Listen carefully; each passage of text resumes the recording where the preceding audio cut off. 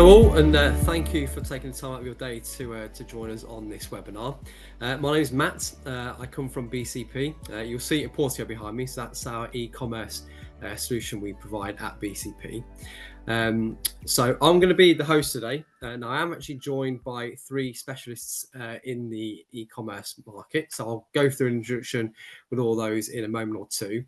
But just to explain how this webinar is going to go. So you all know what the webinar is about because obviously you registered to attend. So it's about bridging the e-commerce gap and what wholesalers can learn from B2C. Now we all know e-commerce solutions are a growing thing in a lot of industries, particularly in wholesale trade, and it's to try and gain more efficiency and action for our customers to benefit from what they can do, make it easier for them, more convenient to place orders, and which hopefully strengthen the relationship we have with them by providing them visibility and data to help them perform with us and get what they need. So the first part of the webinar is going to be about 25 minutes to 30 minutes. I've got three questions that I'll put to each of the panel members, and they'll give us their insights and ideas and answers to those questions.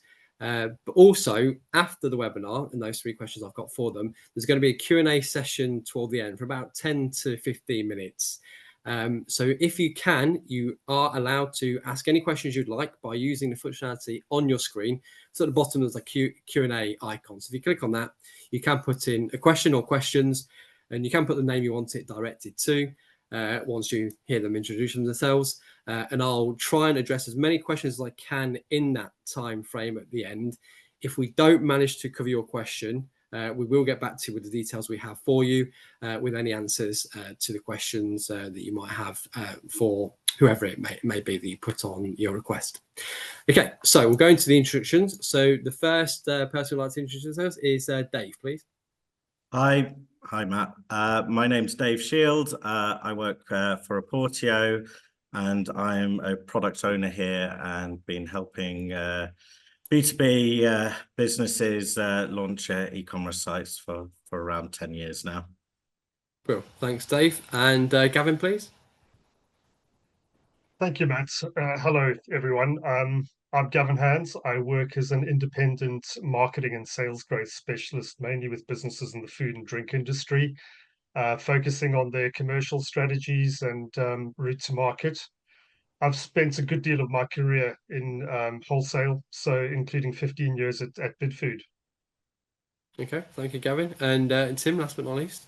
Yeah, hi everyone. I've worked in retail marketing for a number of well-known high street brands over the last 20 years or so. So either marketing director or e-commerce director. And I've spent an awful lot of time over the last 10 years on e-commerce specifically in terms of how to drive traffic, improve conversion and AOV. So it's good to see you. Good stuff. Thank you, Tim. So there we go. We've got the wizards that we have, so we can start the questions now. So the first question, going to put it to yourself, Gavin, to start with. So that question is, what are the key differences between B2B and B2C e-commerce strategies, and how can wholesalers navigate these differences effectively? So I think the key difference for B2B versus B2C lies in scale and complexity. So, if I think of myself as a consumer, when I go onto a website to buy something, I'm only perhaps buying one or two things. I might have a fairly good idea of what I'm looking for, but I'm quite easily swayed by what I read and see. Not too hung up on specification, and I'll make a decision based on at a point in time and check out.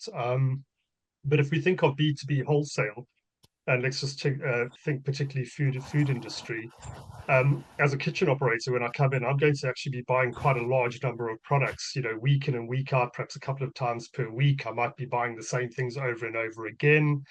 I'm actually quite particular about my product because I have to be, because I might have to think about allergens, I might have to think about portion size, storage instructions, cooking instructions. So I need all this detail about the product, and I'm a lot flexible as a buyer. I need to have a lot more information to support my decision, and there's a specific product or a very confined boundary around which I can choose. So I think that creates a huge challenge for wholesalers in particular, who are displaying a range of thousands of products, 8,000 to 9,000 products. And how do you make it easy for someone coming onto your website to actually choose and find what they're looking for? So, UX is really key here. So, thinking about how you might arrange the product details so you can drill into it if you really want to know country of origin and so on. But at a very top level, just having a effective taxonomy that makes sense so that I can find stuff easily based on the channel that I serve. Um, think about how we use the navigation bars and sidebars to quickly take people to areas and pages where they'll find what they're looking for and cut through the clutter of all the stuff that they're not. If you're a school caterer, you don't want to see a Mars bar. So, that creates a real challenge. And I think where you can go one step further and make it even easier and perhaps even start creating microsites, for particular channels or particular solutions. I might have a microsite perhaps for food to go disposables so that it's quick and easy to find my straws and my cups and so on, or cleaning materials and so on and so forth. So I think, it really is about, the sort of well organized, well laid out so that I can quickly find what I'm looking for and quickly place an order for a large number of items. And I mentioned earlier too that I might be coming back time and time again. So I might have a particular menu cycle. So every Wednesday I order, I might have a fish and chip Friday. So I might place my order for that on a Wednesday, for example. I might have a saved, order or shopping basket for that particular menu cycle on that day. So I don't have to start from scratch. So even subscription model works, there's an opportunity for that as well here in B2B. So I think it's very much, so I think the challenge is around this complexity and scale, and that's actually thinking carefully about how our UX adapts to the B2B shopper, because ultimately they're putting something in the basket, but it's a lot more and it's a lot more often. Okay. Yeah, interesting. Yeah, cheers, Gavin. Same question to yourself, Tim, please. Yeah, I think whilst the difference is obviously you're talking to a business, not a customer, I think there are a lot of common denominators across the two as well. I think you've got to think about, what's your core purpose, what's your range, what's your proposition, what do your customers want, what are their primary needs, and how are you going to address those needs and address them in a profitable manner as well. I mean, you need to think about range, your promo support, access to unique brands and unique products, just in the same way as a retailer would do for individual customers. I think the principles are the same. I guess the key difference on wholesale and B2B is it's not just one simple low-cost transaction. It's a relationship that's going to have longevity, and developing a personalized relationship with your customers is going to be really, really important, rather than just a click of a mouse and you've just paid for a product and it gets delivered. So I think relationships are really important,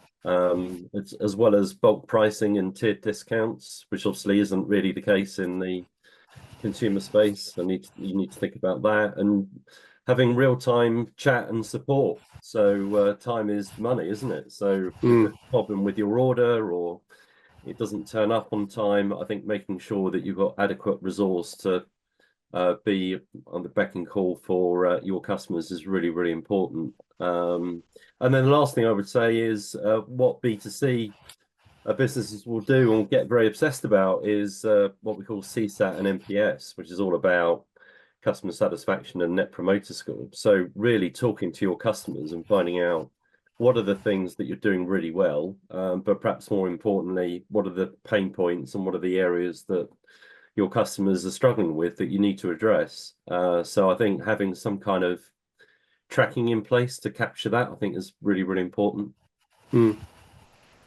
Okay, yeah, cheers, Tim. Very, very good points there. And lastly, Dave, please. I think for me, pricing's probably the biggest significant difference between B2B and B2C. In a B2C shop, you tend to have one price which everyone pays, whereas in B2B, prices are usually negotiated and could have complex promotional structures held within them. There may be volume discounts or customer-specific pricing depending on geolocation.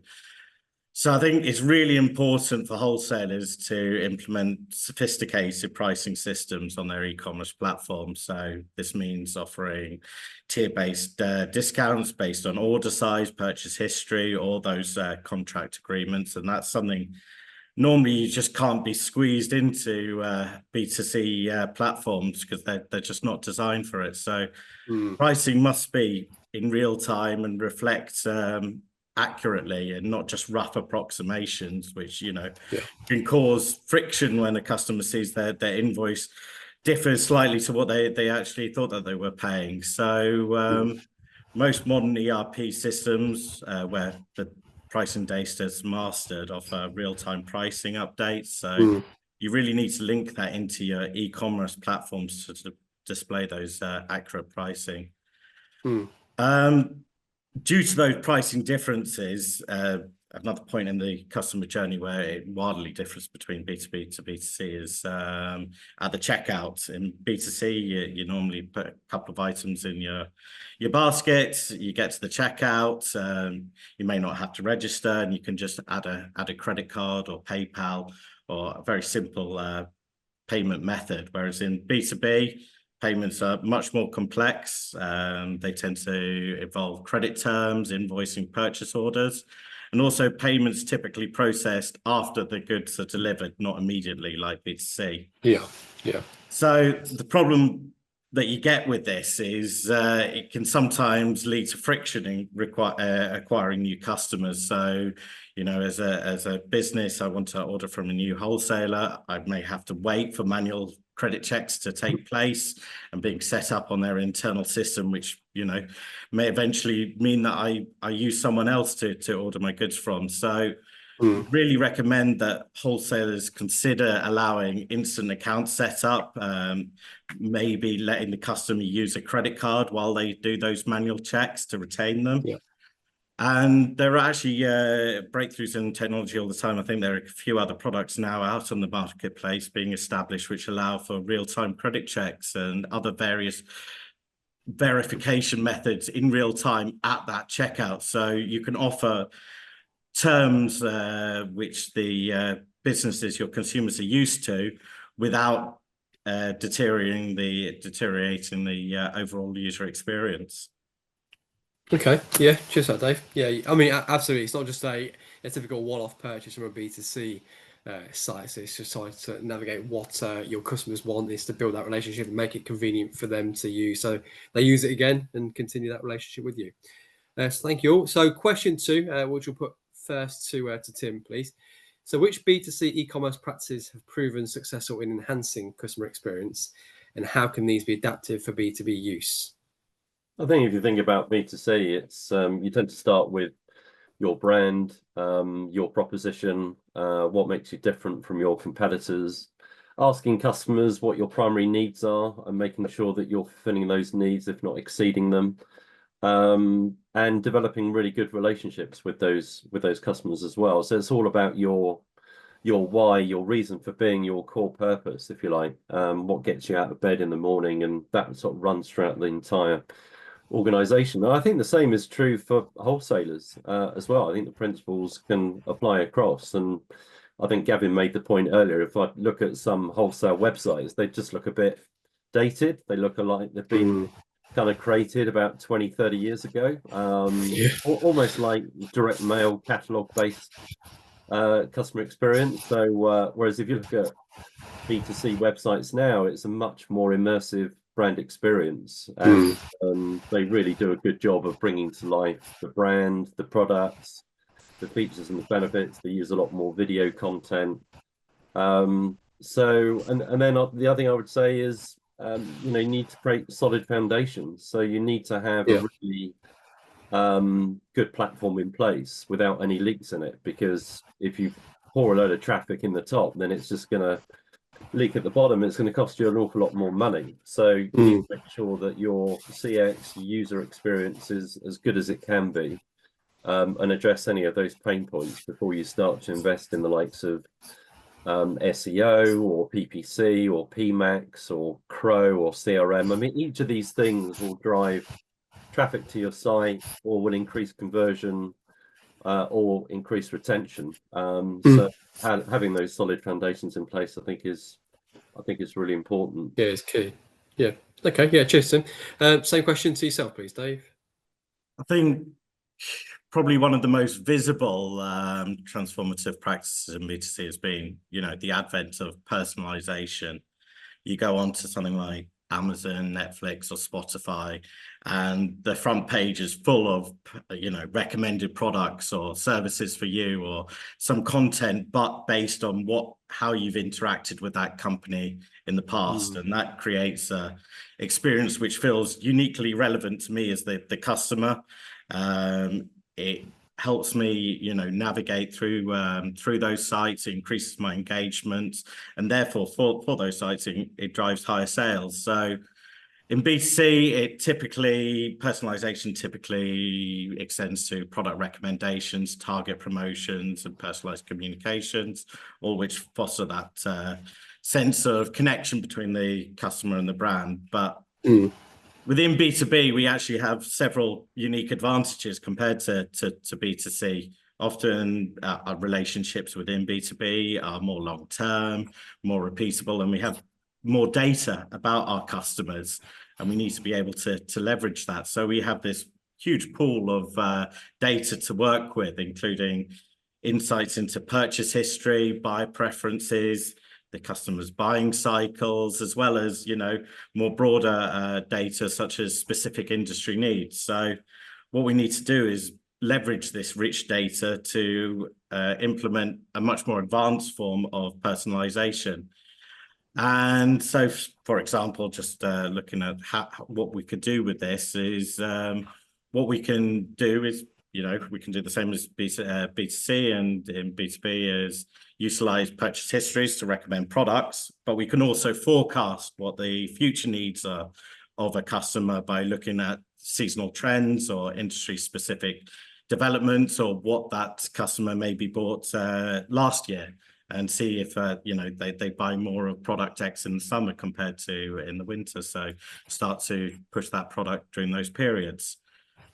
I think also we could look at in wholesale, because we do use customer specific pricing, as I chatted about in the first answer, is being able to personalize in real time those pricing models to reflect the scale of the businesses, their buying habits, their long-term loyalty, and negotiation histories. So there's a lot that we can go on to build that data. It's just trying to leverage it more than we're probably currently doing at the moment. Okay. Yeah, absolutely. Yeah, key points there as well. Cheers, Dave. And question to you, please, Gavin. Yes, I think David makes some really good points there. And I think, as consumers, we're really used to, enjoying, B2C going above and beyond with great content, great social channel content, ads that bring us back to websites with personalized content and so on. So I think B2C really do a good job of using content to attract and win new customers and keep them coming back for more. I think there's some brilliant examples out there if I think of sort of food service delivered wholesale, there's some amazing examples of businesses that are doing a fantastic job with content and being really useful to customers and so on.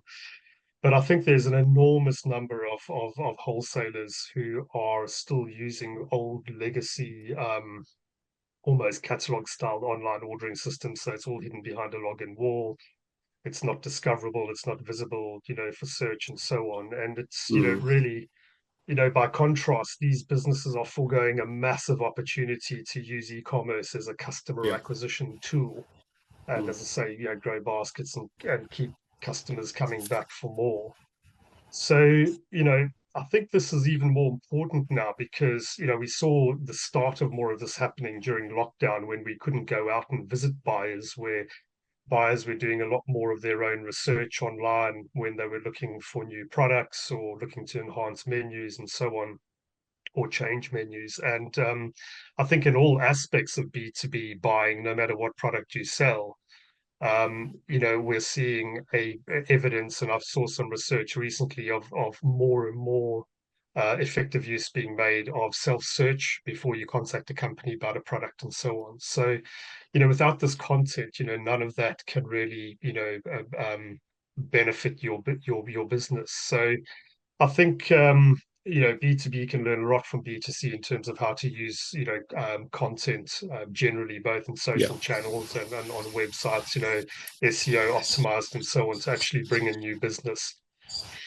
And I think going above and beyond that, if you want to start building those sort of relationships that Dave was talking about earlier with your customer, where they subscribe and you can send them emails and our offers and so on. Actually, the more useful they find your content and the more interesting it is, the more likely they are to sign up or to some sort of regular contact from you. And even if they do sign up, the more likely they are to actually read it if it's useful. So, again, thinking in food service, information on consumer trends or, menu development ideas, how to make your business more competitive and drive footfall and so on, that kind of information, really, really useful. And importantly, as Dave said, once you've got built that kind of relationship with your customers, you can then start tailoring offers to them that will, invite them into categories that they're not buying, build their basket, and importantly, even retain them. We know most B2B buyers will be looking at a number of other businesses when they make their choice. So it's really important. So the more information we can get about our customers through that subscription model, which is helped by content, the better. I think on a final note, and it's kind of linked in a way, in the same way that B2C makes their business so much more accessible to consumers using apps, I think there's enormous relevance for apps in B2B as well. So, I mean, I can't remember last time I saw a computer in a kitchen, but certainly there's lots of mobile phones and handheld tablets and so on. And also just thinking about, the ability perhaps to start your order in your kitchen at the end of shift on the way home and perhaps finish it from the train or whatever. So again, I think, making your business more accessible and not hiding it behind a login wall and with no content so on is really key. And I think that's one of the big areas that B2C does well that we could make a whole lot more use of in B2B. Okay, yeah, cheers, Gavin. Yeah, definitely make it more contemporary and and more accessible to your customers, and just more personalized, more bespoke to them, so they can sort of like carry on that relationship they've got with you, and to make it easier for them. Okay, just a quick reminder for those that attended. I've got a few questions come through, so please add through the Q&A section on your screen. Ask us any questions you can. We'll move on to the third question, and we'll ask for the answers to be a little bit quicker this time. So I'll put this first one to Dave. So what are some common pitfalls wholesalers might face when trying to implement B2C tactics, and how can they be avoided? I think probably the most misunderstood issue, when putting in a website, is the ongoing commitment required to sustain and grow an e-commerce platform. I think in B2C, it is very normal for companies to make substantial investments, both in terms of time and in money, into their e-commerce platform to ensure that they're optimized. And these investments may be website updates, user experience improvements, as well as strategic marketing initiatives to attract and retain customers. Yeah. Wholesalers, on the other hand, may fall into the trap we've seen in the past of build it and they will come, assuming once you roll out your brand new shiny e-commerce platform, that success will naturally follow. And this passive approach often leads to customers finding the website giving underwhelming results. E-commerce success is rarely immediate or self-sustaining. It requires ongoing attention and strategic input to stay competitive, especially in a digital landscape where it moves so fast. So I think we need to change our perspective on how wholesalers perceive their e-commerce platform, rather than it's not just another tool or an optional channel, just that we need to offer a few customers, but it's a critical part of the overall customer experience. And this philosophical shift needs to, can help wholesalers commit to founding a dedicated e-commerce team to regularly drive these updates or customer feedback loops to continually improve that platform's functionality and appeal. So I think that is probably my main pitfall, I would say, to try and avoid, is that that invest in a long-term strategy. Okay, yeah, very cool. Cheers, Dave. And Gavin, yeah, a few points from you, please. Absolutely. I mean, I agree with everything David says. I mean, that's so relevant. And I think the trouble is that so many businesses just see they implement an e-commerce platform and then they just sort of clump it onto the side of the business and they don't really integrate it as part of the business. And I think proper e-commerce integration will always involve some tweaking of business processes. It'll certainly involve a rethink of your sales and marketing strategy. It'll think about the role of team members and so on. And I think it's really important, excuse me, right from the outset that as a business, start developing some ambition for your e-commerce platform. What do you want it to do for you? What role do you want it to play in terms of attracting new business? What role do you want it to play in terms of converting some offline customers online? How do you want it to perform? What is the margin per order? What is items per order? Set out some things that you wish to achieve with it as a business, and then go about thinking about how you make that happen through strategy and so on. So, again, the emphasis of integrating it as part of the broader effectiveness of the business, rather than just something that's there as an alternative to walking through a cash and carry or placing an order with a teleseller. I think where I've seen businesses doing this effectively is that they've usually appointed perhaps someone or a small team to kind of lead the transformation when they either evolve or upgrade the e-commerce website or implement a new one, because this can really make sure that they can closely communicate to the business any changes that needs to happen, any change of processes, training, and so on. Help people understand how the implementation of the e-commerce platform might impact them personally in their roles and so on. But importantly, they can also sort of crash through some of the difficulties sometimes with business processes, which you discover when you put an e-commerce platform in. So I'm thinking about things like order cutoff times. If you are the example of a delivered wholesaler, day one for day two, do you need your orders in by 3 o'clock in the afternoon so that they can be delivered to the customer's door the next day at 8 o'clock? How does, if you do become omni-channel and you're taking orders through a teleseller and online, and you're booking delivery slots and so on, how does it affect your route planning? You don't want to create any inefficiencies in your business in terms of where trucks are going and when. So how do you solve that in an omni-channel environment? And the process for catch weight items. So if I do want to check out online and I'm buying an item per kg, until we actually know which legs of lamb we've stuck on your delivery, we don't know what to invoice you, that kind of thing. So these sort of processes all need to be looked after. Another one, which is a really nice to have, is real-time stock availability. So, and that can be a little bit more tricky to implement, but it's great if you're shopping online, if you know if a product is not available or out of stock, because if I'm feeding 500 people tomorrow and, my center of plate protein doesn't arrive, it's going to be a problem. But if I knew in advance that I could order something, perhaps an alternative on the day, so much the better. And then I suppose just a final example, regional wholesalers in particular, how do you make it clear what your actual trading geography is? So, if I'm based in Worthing and I've arrived on your website and you're a business that only delivers in Scotland, how do you tell me nice and easy in that process that actually, in a kind way, love to have you, but we can't deliver in Worthing, that kind of thing. So all of this needs some thought, and that's just some examples there. There's a hell of a lot of other things, and different businesses have different problems, but it just gives you a flavor of perhaps how some of this complexity involves a little bit of thinking through. But if you adopt this mindset that you're embedding the platform in your business and you're prepared to change your business for the better so that you can get all the benefits from your e-commerce platform, you need to manage and handle these things. Yeah, cheers, Gavin.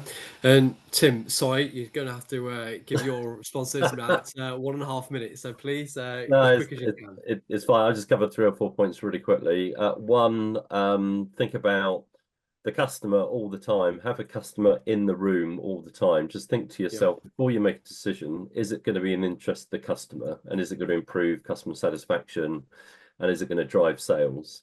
The other thing I would say is just thinking about your roadmap in terms of development and initiatives. You need to prioritize what to go after first. So as we often say, is the juice worth the squeeze?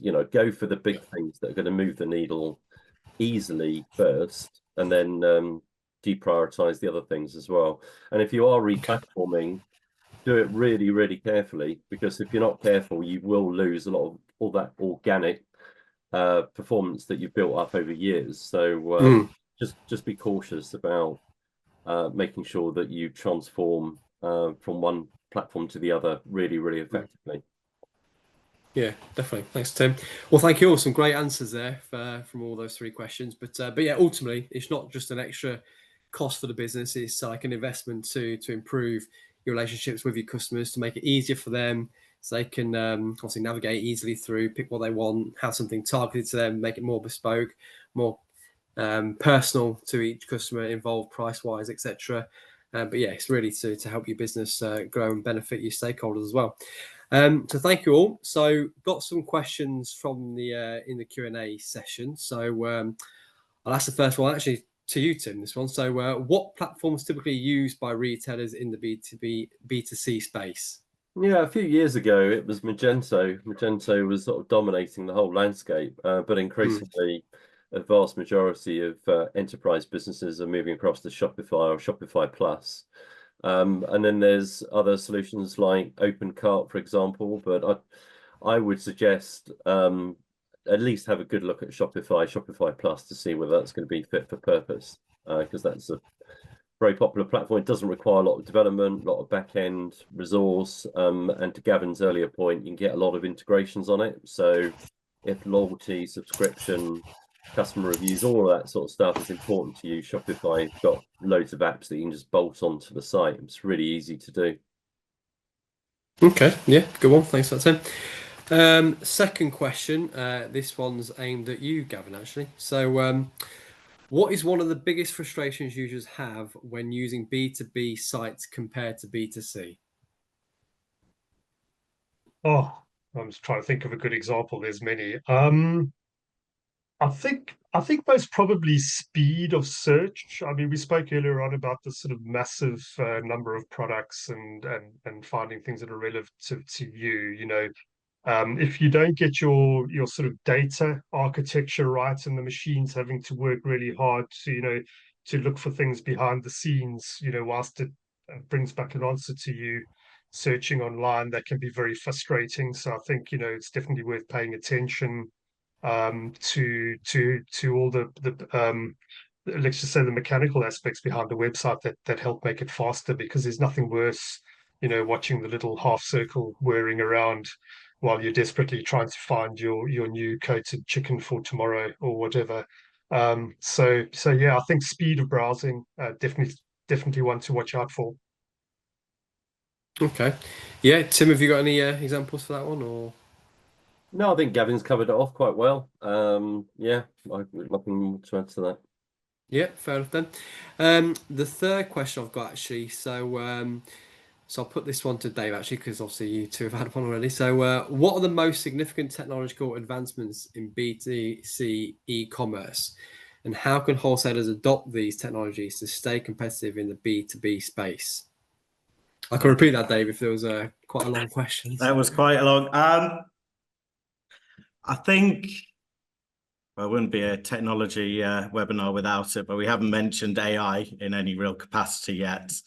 But I think if you look at B2C, every man and his dog is trying to put in AI into some form or other into their B2C experience to try and assist customers, some more than successfully than others. And I still think it's in that stage where people are trying to figure out where it really is useful for consumers. But how to, forget the self-promotion, whether there's, going back to sort of in Oporteo, and it really building on one of Gavin's points that he made earlier about, you know, producing relevant content. We've introduced AI, we've introduced a recipe builder to try and assist those types of users where, you know, people can put in what recipe they want. They'll give them the recipe on there.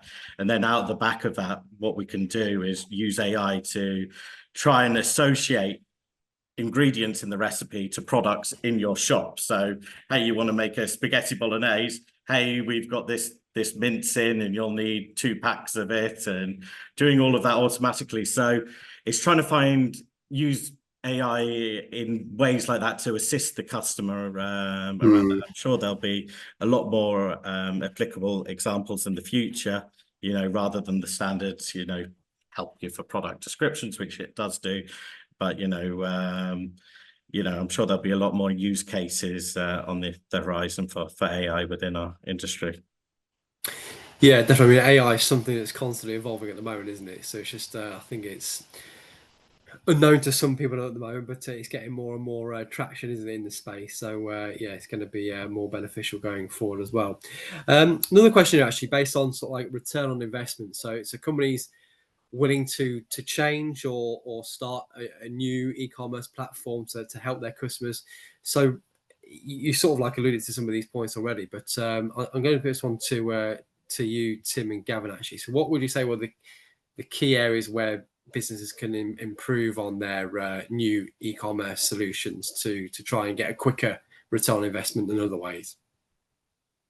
I think you need to benchmark your performance relative to your competitors. I mean, the 3 things that we would look at from a B2C perspective is traffic, conversion, and AOV. And there are tools in place. I don't know whether they exist in B2B, but you can benchmark your performance relative to your peer group to see how you're performing, and therefore you can focus on if you're lagging on organic search or paid, or your conversion is tracking behind your peer group, your competitors.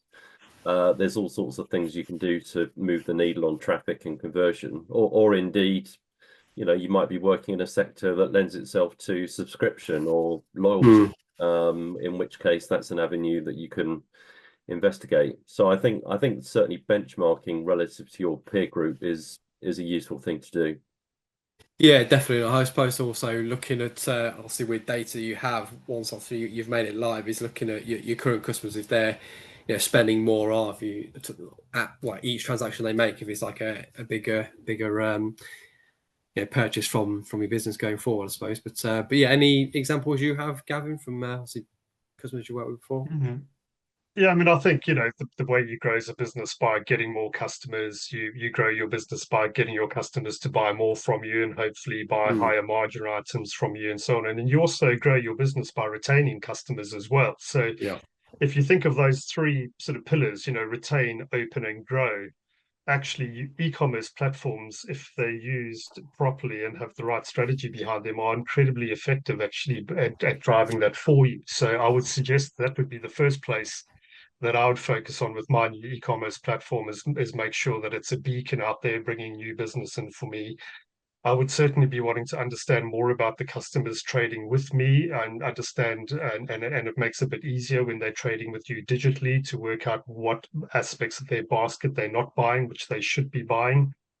I can also help through promotions and alerting them through my contact strategy, perhaps to gain an interest in categories they're not buying. We all know that kitchens and hospitality environments need to be cleaned. Cleaning requisites are a highly profitable category, but very often they're bought from a specialist wholesaler and not from you as the food service wholesaler. So perhaps that's an example of a category where you might want to encourage your customers to buy into it. It will build your margin.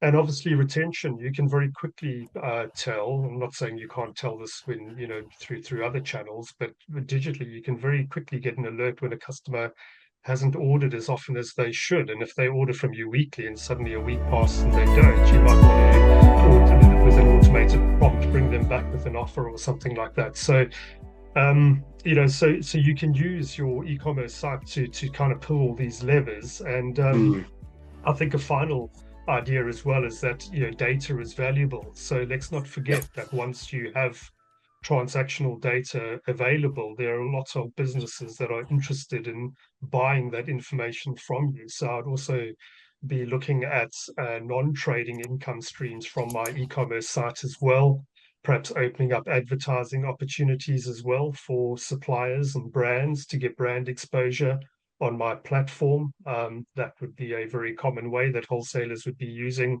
their platform for additional revenue. So I could go on about this for hours, but I think those are at least 5 examples that I'm able to give now of ways that you can make sure that you get a really good ROI on your investment.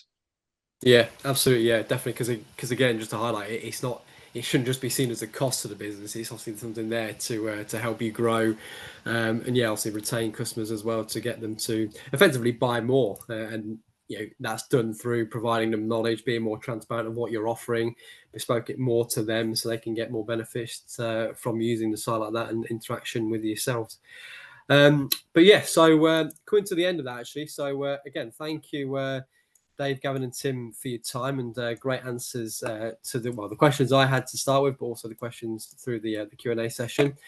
So also thank you for everybody that's attended the webinar. Hope you found it useful. And again, if you have more questions, by all means, contact any of us. Some you might know anyway personally, but obviously if you've got our contact details, by all means do that, or through LinkedIn. Or contact us through the companies themselves. And also, Gavin's going to start working for Oporteo very soon, aren't you, Gavin? So we look forward to you joining the company. So that's I'll right. see you I'm more. very much looking forward to joining the team. Thank you, Matt. Absolutely. Thank you all, and have a good rest of the day. Thank you. Thank you. Bye bye. Thanks.